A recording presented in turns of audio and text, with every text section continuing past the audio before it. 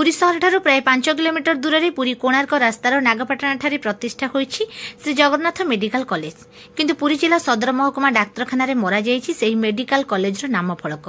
Medical college जेउ स्थान रे भलरे होई पारि थांता बड़ डाक्तरखाना संलग्न पुराना जेल रो सेही स्थान रे अजब ख्याल रे तयारी होईछि बहुतल गाड़ी पार्किंग जहाँकि क्षति रे चलिथिबा जणा जाईछि। एभली स्थिति रे पुरी मेडिकल कॉलेज रे केबेठारु स्वास्थ्य सेवा मिलिबो बोली पुरीर सांसद और विधायकों ठारू जवाब मागिछि आम आदमी पार्टी। पार्टीर कर्मकर्ता माने रविवार दिन मध्याह्न समय पुरीर डाक्तरखाना छकरे सेही मर्मरे एक लिफलेट बांटी जनसाधारण मतामत संग्रह करुथिबा परिलक्षित होइथिला। कौन से मेडिकल कॉलेज दुनिया पैसा खर्च है बर्तमान सुधा तो किसी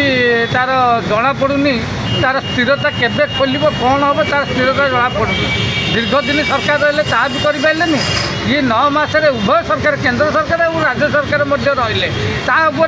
स्वास्थ्य विभाग मंत्री हो केंद्र सरकार मंत्री हो पदक्षेप नौना सी आसुँच पुरी सहर को आसुँच किंतु मंत्री मैंने आसुँच डायरेक्टर मैंने आसुँच प्रशासन महजूद भाव में आसुँच किंतु बर्तमान सुधा ये हॉस्पिटल उपर हो आमर मेडिकल कॉलेज उपर कौन पदक्षेप नौना मुझे अंके लिभाऊँ मुझे देखा मुझे गोटे सांबादिक हिसाब से पुरी सहर बुलूची सब देखुची आया कहले कौन हम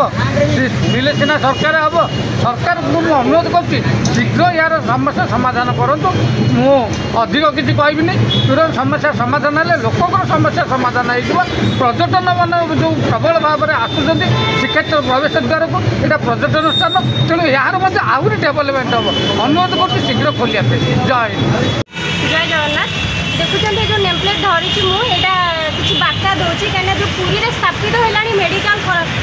सेटा केते सेवा आरंभ हम आपण मैंने जवाब दिखाँ से मंत्री हूँ कि विधायक कि सांसद कहीं आमर जो पुरी में बाण विस्फोरण एड बड़ घटला आज को वर्षे है कि बर्न यूनिट ना जहाँ भी टी कटक पठे दौरान डाक्तर मैंने आमर से सब किसी सुविधा अच्छी कि केबे खोल बस आम जवाब दरकार आपण मैंने केबे जवाब